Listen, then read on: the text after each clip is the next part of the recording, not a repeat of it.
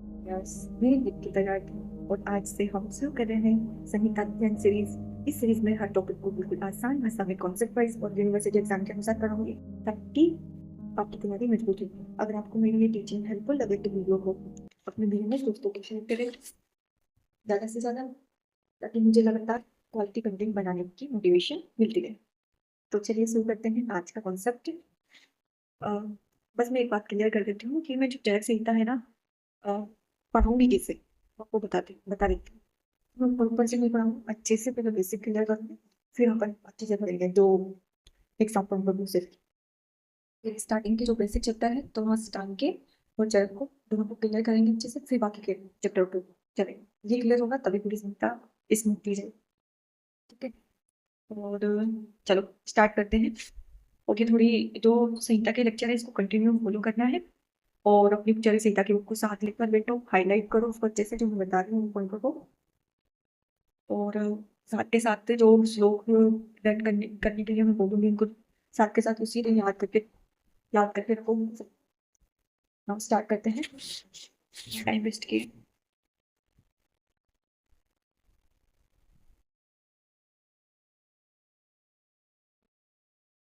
तद्दन है उसका only paper, only एक ही पेपर होता है पहली बात पर, 100 मार्क्स का होता है। यानी कि अगर हम इसमें फेल हुए तो हमारे पास कोई सेकंड चांस नहीं रहेगा पास होने का। तो इसमें अच्छे से तैयारी करनी है, और यही हमारे आगे जो हम तैयारी करेंगे पीजी वगैरह की, तो सबका पूरा बेस ही यही है। चरक संहिता है, अष्टांग हृदय, फिर बाकी सुश्रुत आ जाएगी अलग रूप में। अभी तो हम जो फर्स्ट ईयर है उसको ओपी से बिल्कुल क्लियर करके चलो, ताकि चलो पढ़ते हैं। देखो संहिता क्या है, क्यों पढ़ रहे हैं, किस टाइप से संहिता बनी हुई है। कि देखो इसमें संहिता में सबसे पहले क्या आता है, ये बताती है संहिता कि हमें रूटीन, दिनचर्या ऋतुचर्या कैसी रखनी है अपनी, हमें रूटीन के बारे में बताती है। उसके बाद में बोलती है कि आहार किस मात्रा में क्या लेना चाहिए, उसके बारे में ये बताती है। फिर द्रव्य गुण के बारे में समझाती है। फिर पेशेंट रोगी की परीक्षा के बारे में बताती है कि पेशेंट कैसा, उसके दोष कौन से, फिर उसके पेशेंट के दोष कौन से उसमें विकृति हुई है, यानी कि वात पित्त कफ के बारे में बताती है। फिर उसके बाद में आती है उनका ट्रीटमेंट, थेरेपीज कौन कौन सी दे सकते हैं अपन। ठीक है, ये चरक संहिता का है। मतलब पहले रूटीन के बारे में बताती है, फिर आहार कौन सा लेना है, फिर पेशेंट द्रव्य गुण, फिर पेशेंट, फिर उनके दोष, और फिर थेरेपीज आती है। मतलब बहुत सिस्टमेटिक बनी हुई है, ऐसे ही कुछ बना के इतनी मोटी नहीं बना दी। ठीक है, अब देखो मैं आपको सिलेबस कैसे कवर करवाऊँगी कि जो स्टार्ट करेंगे हम बेसिक चैप्टर्स बिल्कुल अच्छे से पढ़ाऊँगी इनको डिटेलिंग में। और फिर इसके बाद में आती है दिनचर्या, जो कि किससे रिलेट करता है, अष्टांग हृदय के सेकंड चैप्टर एंड चरक का 1 और 5, इनको हम साथ पढ़ेंगे। ऋतुचर्या और इससे रिलेटेड जो भी टॉपिक हैं वो 3 और 4 और 6 एंड 7 रिलेटेड टॉपिक है ना। ऋतुचर्या तो होगा उसमें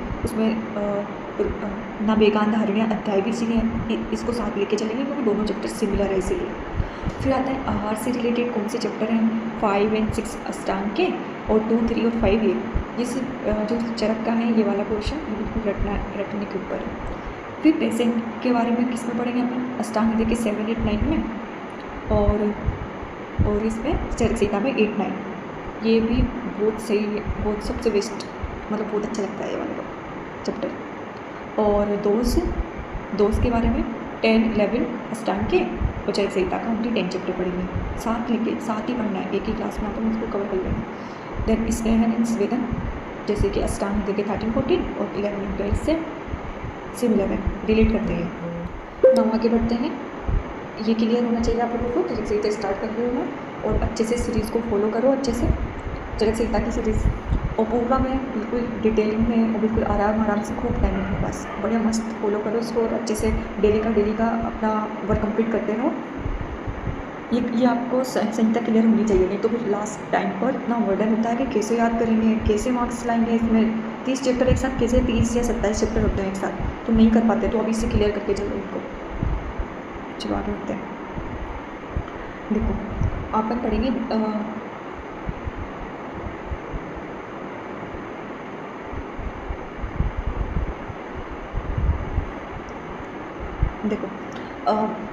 दीर्घ जीवितम अध्याय कौन से चतुष्क में आता है, वेसज चतुष्क में।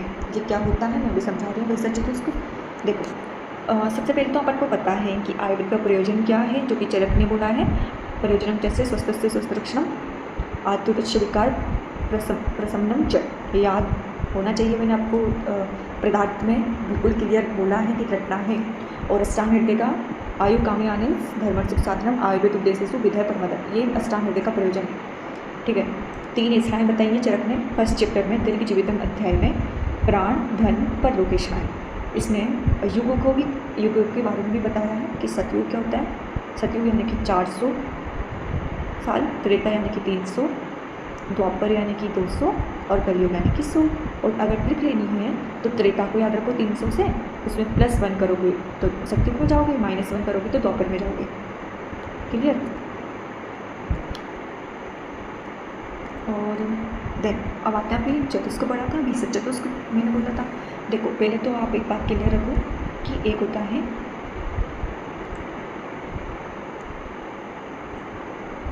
भीषक, और अभी मैंने आपको भीषक ही बोला है, तो ये मैंने गलत बोला, ठीक है। अब देखो क्योंकि मैं खुद कन्फ्यूज हूँ तो आप लोग भी हो गए।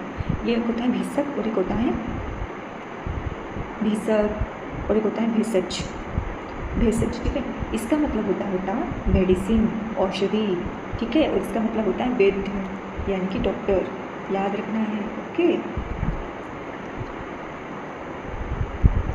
और अब हम पढ़ते हैं चतुष्क, यानी कि जो चरक संहिता है उसमें कितने चतुष्क हैं वो याद रखना है अपन को। 7 चतुष्क माने गए हैं और एक संग्रह माना गया है। जो 7 चतुष्क हैं, एक चतुष्क में कितने चैप्टर्स होते हैं यहाँ पे क्लियर करते हैं।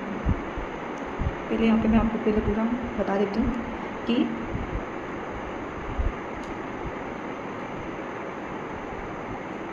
पेन चेंज करते हैं। देखो एक चतुष्क में 4 चैप्टर्स होते हैं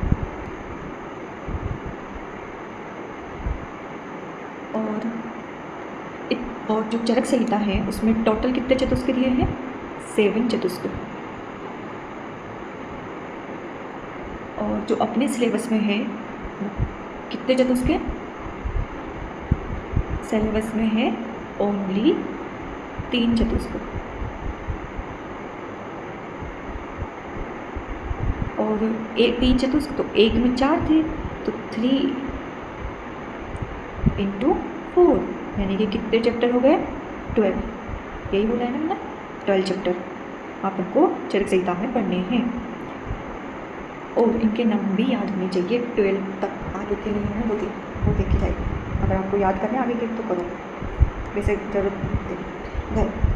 और जो पूरा जो चरक संहिता है जो अपने सिलेबस में आपको पढ़ना है, जैसे कि जो चरक हैं उन्होंने स्थान बताए हैं।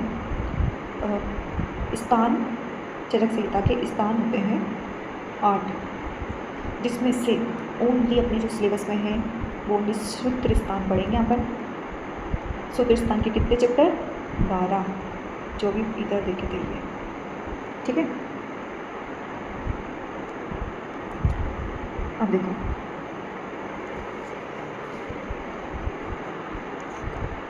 इसके जो स्थान थे 8, उनका नाम क्या क्या है, सूत्र, निदान, विमान, शरीर, इंद्रिय, चिकित्सा, सिद्धि, कल्प। ये याद करने का तरीका भी बता देती हूँ कि कैसे याद रखना। सूची यानी कि कोई लिस्ट होती है, तो सु फॉर सूत्र और चे फॉर चिकित्सा स्थान, और सूची विनाश यानी कि वी फॉर विमान और निदान, और देन श फॉर शरीर, और जो लास्ट का बचा है इंद्रिय, कल्प, सिद्धि, मतलब इंद्रियों की कोई सिद्धि की है किसी ने, और इस टाइप से कोई भी ट्रिक बना लो लास्ट की, और बाकी का सूची विनाश से याद रखो, ठीक है। और सूत्र जो स्थान है उसमें कितने चैप्टर्स लिए गए हैं, सूत्र स्थान में टोटल 30 चैप्टर हैं, जिसमें से अपने सिलेबस में कितने हैं, ओनली 12, और चतुष्क कितने हैं, ओनली 3, नहीं भूलोगे।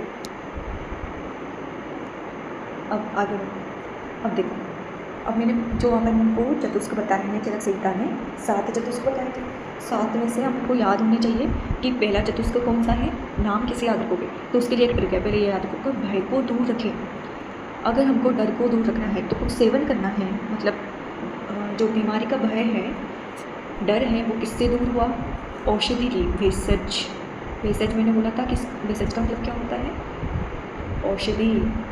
और किसके सेवन से? औषधि के सेवन से बॉडी हेल्दी हुई, यानी कि स्वस्थ हुई। वो मेडिसिन लेने से, औषधि लेने से बॉडी क्या हुई? हेल्दी, स्वस्थ। लेकिन स्वस्थ होते ही उसको क्या हुआ? उसने निर्देश नहीं माने, हल्के में ले लिया, हो गया, यूँ सही हो जाता है तो। लेकिन वो जो लड़की थी जिसने निर्देश नहीं माने, उसका नाम क्या था? कल्पना। कोई कल्पना हो तो बुरा मत मानना। और जो कल्पना है, उसने क्या किया? उसको क्या हो गया? अगर उसने निर्देश नहीं माने तो रोग हो गया, और जो रोग हुआ तो वो डॉक्टर के पास गई। डॉक्टर ने एक योजना बनाई कि इसका डाइट प्लान करते हैं, यानी कि अन्नपान। फिर से याद करो कि देखो, भय को दूर किया, किससे भय दूर हुआ? भेषज, यानी कि मेडिसिन ले। उसके बाद में क्या? स्वस्थ चतुष्क। मेडिसिन लेते ही वो हेल्दी हुआ। उसके बाद में उसने निर्देश नहीं माने, किसने नहीं माने? कल्पना ने नहीं माने, और उसको कल्पना को क्या हो गया? रोग। और वो डॉक्टर के पास गई तो उस डॉक्टर ने योजना बनाई, तो उसके बाद में क्या? अन्नपान। अब देखो, जो भेषज चतुष्क है उसमें सबसे पहले 4 चैप्टर आते हैं। हर चीज़ में 4 आएंगे, हर चतुष्क में। तो जो 4 चैप्टर है पहले भेषज चतुष्क, उनका नाम है दीर्घजीवितम अध्याय, अपमार्ग, तंडुल्य अध्याय, आरकपद्धतिम अध्याय, षड्विरेचन आश्रम अध्याय। और जो स्वास्थ्य चतुष्क है उसका मार्गदर्शित्य, तस्यसित्य, नववेगान धारणीय, इंद्रिय उपकरणम अध्याय। ये अपने सिलेबस में ही ये याद होना चाहिए। निर्देश चतुष्क, खुड्डाक चतुष्पाद, महाचतुष्पाद, तृतीय अध्याय, बात कलकली अध्याय। यूँ याद हो जाएंगे फटाक से। याद करना है, ये आपके होमवर्क है पूरा, जो मैंने बता रही हूँ आपको टिप्स होने चाहिए। फिर इनका तो आप लोगों को याद, चैप्टर का नाम याद नहीं हो रहा, लेकिन चतुष्क तो याद करने ही है नाम। क्या है? पहले चतुष्क भेषज चतुष्क, भेषज चतुष्क, स्वास्थ्य चतुष्क। स्वास्थ्य के बाद में निर्देश, उसको मतलब ऐसा आ गया कि अब तो मेरे को कुछ होने वाला नहीं है, लेकिन उसने रूल फॉलो नहीं किया, निर्देश नहीं माने, तो किसने नहीं माने? चतुष्क। वो कल्पना है। कल्पना को क्या हो गया? रोग हो गया। योजना बनाई डॉक्टर के पास जाकर, उसका अन्नपान, डाइट प्लान किया उसका। क्लियर है? अब यही चीज़ इस पेज में नाम याद रखना है चैप्टर फर्स्ट का, दीर्घजीवितम अध्याय। और जो अष्टांग होते हैं उसके जो उसका चैप्टर है उसको भी याद रखना, आयु सामने अध्याय नाम है। और ये याद रखना है कि इसमें हाईलाइट कर लेना अपने बुक में सब, कि जो अग्निवेश आदि शिष्यों के पूछने पर ही भगवान आत्रेय ने आयुर्वेद का उपदेश दिया। अग्निवेश आदि शिष्यों के पूछने पर ही, यानी कि अग्निवेश ने किससे शिक्षा ली? आत्रेय पुनर्वसु से, और उन्होंने ही आयुर्वेद का उपदेश दिया। किन्होंने? आत्रेय। देन आत्रेय जो पुनर्वसु हैं, उन्होंने आयुर्वेद का उपदेश देने के लिए सर्वप्रथम दीर्घजीवितम अध्याय नामक का प्रारंभ किया। यानी कि जो पुनर्वसु आत्रेय है, उन्होंने सबसे पहले किसका उपदेश दिया है? दीर्घजीवितम अध्याय नामक अध्याय का प्रारंभ किया है। और जो ऐसणाएँ थी वो 3 ऐसणाएँ बोली गई है, प्राण ऐसणाएँ, धन ऐसणा एंड परलोक ऐसणाएँ। 3 ऐसणाएँ बोली गई है फर्स्ट चैप्टर में। और आत्रेय पुनर्वसु ने ही आयुर्वेद का उपदेश देने के लिए सर्वप्रथम दीर्घजीवितम अध्याय का किया है। और सतयुग में मनुष्य बताया गया है। सतयुग में मनुष्य की आयु 400 वर्ष, त्रेता में 300, द्वापर में 200 और कलयुग में 100 होती है। और ये बतलाई गई है, जो मैंने आपको पहले ही नोट्स में बता दिया। तो नेक्स्ट पेज है पेज नंबर 4, जिसमें बताया गया है कि हमारे पास 4 चतुष्पाद होते हैं। उनको पुरुषार्थ चतुष्टय भी बोला जाता है उनको। ये नोट्स में भी है और मैं क्लियर करती हूँ। और जो चारों जो ये पुरुषार्थ चतुष्टय हैं, इनकी प्राप्ति के लिए कौन से अध्याय की दीर्घजीवितम अध्याय का उपदेश दिया है? अगर पूछा जाए कि हमको चारों चतुष्टय प्राप्त करने हैं तो कौन से चैप्टर की का उपदेश दिया है? दीर्घजीवितम अध्याय का। ठीक है। और जो इस ग्रंथ में जो अपन को स्थान बताए हैं वो कितने बताए हैं? ये 8 स्थान बताए हैं, उनके नाम मैंने आप लोगों को क्लियर कर दिया है। जो सूत्र स्थान है वो आयुर्वेद का क्या कहा जाता है? श्लोक स्थान। और ये इसको सिर भी बोला जाता है, उसको श्लोक स्थान भी बोला जाता है। और इसी में है अनुबंध चतुष्टय बताए गए हैं। वो क्या क्या है? अविधेय, प्रयोजन, संबंध, अधिकारी। अभिधेय प्रयोजन संबंध अधिकारी, इसको हाईलाइट करो, अभी मैं नोट्स में जरूर बता दूँ। जो अभिधेय होता है उसमें आता है हेतु दोष द्रव्य, और जो हेतु दोष द्रव्य था वो अभी आपको मैं उसमें इधर क्लियर करती हूँ। ये हेतु लिंग औषध होता है और हेतु दोष द्रव्य, ये दोनों चीज़ अलग है। एक को त्रिस्कंद बोलते हैं, एक को त्रिसूत्र बोलते हैं। और जो सब अभिधेय का मतलब हेतु दोष द्रव्य, और प्रयोजन जो है इसका मतलब तंत्र का प्रयोजन, और संबंध का मतलब होता है वाच्यवाचक का लक्षण, और अधिकारी यानी कि जो उस ग्रंथ को पढ़ने का अधिकार किसको है, बोला गया था पहले ब्राह्मण, क्षत्रिय और वैश्य को। फिर उसके बाद बोला गया है कि 4 प्रकार के सूत्रों का वर्णन किया है। उसमें से पहला सूत्र है गुरु सूत्र, यानी कि जो गुरु उपदेश देते हैं कौन को, शिष्य को, उसको गुरु सूत्र कहते हैं। और जो एक होता है शिष्य सूत्र, यानी कि जो शिष्य को गुरु के उपदेश देने के बाद जो डाउट शंकाएँ आती हैं उसको हम शिष्य सूत्र कहते हैं। प्रतिसंस्कर्ता किसको कहते हैं, जो कि कोई ग्रंथ की रचना हुई और उसमें जो भी त्रुटि हुई, कुछ भी मॉडिफिकेशन हुआ, जो जिसके द्वारा होता है, जो करता है, उसको अपन संस्कृता कहते हैं। एक क्या सूत्र क्या है कि जब भी हम कोई भी किसी भी चीज़ का अगर हम कुछ भी वर्क कर रहे हैं, उस वर्क में किसी अन्य आचार्य के सिद्धांत का उदाहरण देना, उसको हम एक सूत्र कहते हैं। और जो आत्रेय हैं उनके लिए एक भगवान शब्द का यूज़ हुआ है, और भगवान शब्द का मतलब होता है सर्वशक्तिमान, ठीक है। और जो ये चतुष्क है मैंने आप लोगों को याद करवा दिए हैं, इनको इसका जो नेक्स्ट पेज भी होगा 4, 5 उसमें भी सेम है, आपको डिटेलिंग नहीं देखनी है, जितना बताया उतना करना चाहिए, ठीक है। अब आते हैं नेक्स्ट पर जो मैं बता रही हूँ आप लोगों को।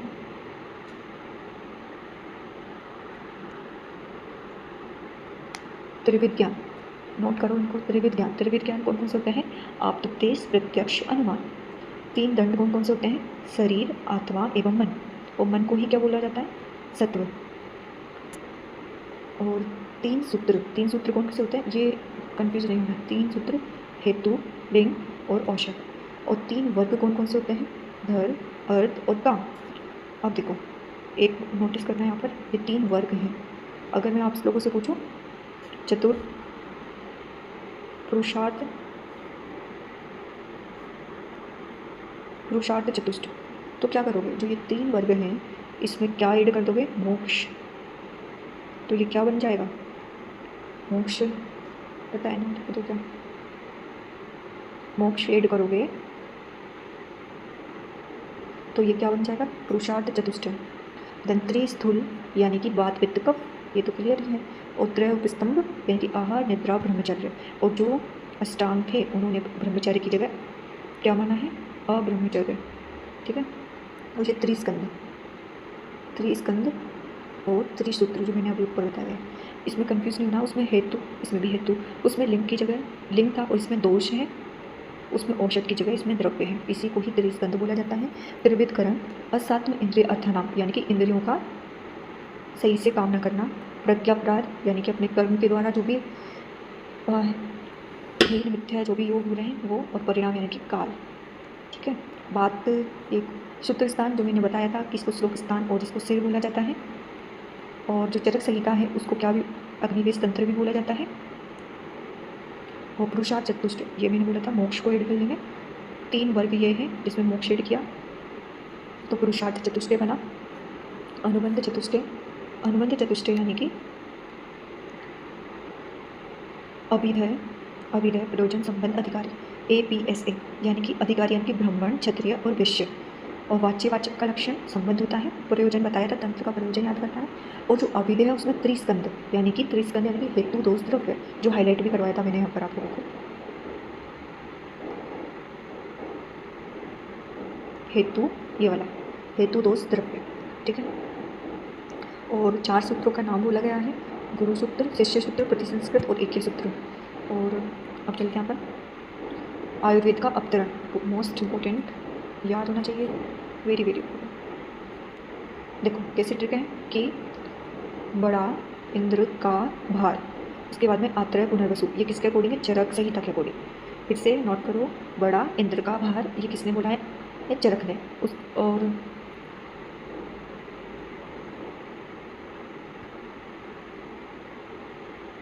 देखो बड़ा बड़ा यानी कि V for Brahma, D for Daksha Prajapati, A for Ashwino, और फिर बड़ा इंद्र, इंद्र तो इंद्र ही है, का के मतलब कुछ नहीं है, सपोर्टिंग है, और भार यानी कि भारद्वाज, और उसके बाद में आत्रेय पुनर्वसु।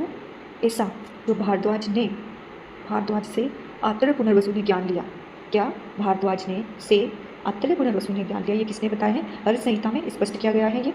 और ये किसने? बड़ा इंद्र का भार पुनर्वसु आत्रेय, ये चरक ने बुलाया। और वहीं अगर देखा जाए तो जो अष्टांग है उन्होंने कुछ अलग दिया। सेम वही है, बड़ा इंद्र, लेकिन भार नहीं लिखना है, डायरेक्ट आत्रेय और उसके बाद में बाघभट्टा है। इनका कहना है कि भार नहीं आएगा। डायरेक्ट आत्रेय ने ज्ञान किससे लिया? इंद्र से, याद रहेगा। इसमें भार नहीं आएगा, और इसमें बड़ा इंद्र का भार, और इसमें भार नहीं बोला इन्होंने। डायरेक्ट आत्रेय ने किससे ज्ञान लिया? इंद्र का नाम बोल दिया। जब भी शरणम आएगा तो वो शरणम कौन होगा? इंद्र। जब भी उग्र तपा आएगा तब वो कौन होगा? भारद्वाज। उग्र तपा इज भारद्वाज, शरणम इज इंद्र। देन उसके बाद इंद्र, जब भी ये नाम आए, जहाँ जहाँ भी सप्त, अमर प्रभु, शस्त्राक्ष, सुश्री, बलहनंतार, सुरेश्वरम, सत्कृतु, शरणम, तो उसका मतलब होता है इंद्र। कहीं भी ये नाम देखने को मिले तो इनका मतलब होता है इंद्र। देखो, ऊपर ऊपर से पढ़ने का कोई मतलब नहीं, अच्छे से पढ़ाई करो यार, मस्त पढ़ो। देखो फिर कैसे याद करना है इसकी ट्रिक मैं बता देती हूँ कि जो शक्र बोला है इन्होंने, ये वाला शक्र में शक के बाद में भी त लगाओ, क्र के बाद में भी त लगाओ, तो एक को याद हो गया शतक्रतु। और बल हननथार और अमर प्रभु को याद रखो। अगर जो अमर है, जो प्रभु अमर होगा, मतलब जो वे प्रभु हैं, क्योंकि वे अमर हैं, उनको कोई मिटा, उसका अंत और आदि नहीं है, क्योंकि उसमें खूब सारा क्या है? बल। तो अमर प्रभु बल, दो याद हुए, दो ग्रुप याद हुए। देन थर्ड ग्रुप का क्या है? पूरे जो श वाले हैं इनको याद रखो साथ, कि शस्त्राक्ष, श्री, सुरेश्वरम, शरणम। देन त्रिसूत्र क्या है? हेतुलिंग औषध। और जो मीटिंग हुई थी उसमें कृष्ण आत्रेय नहीं आए थे, ये याद रखना है।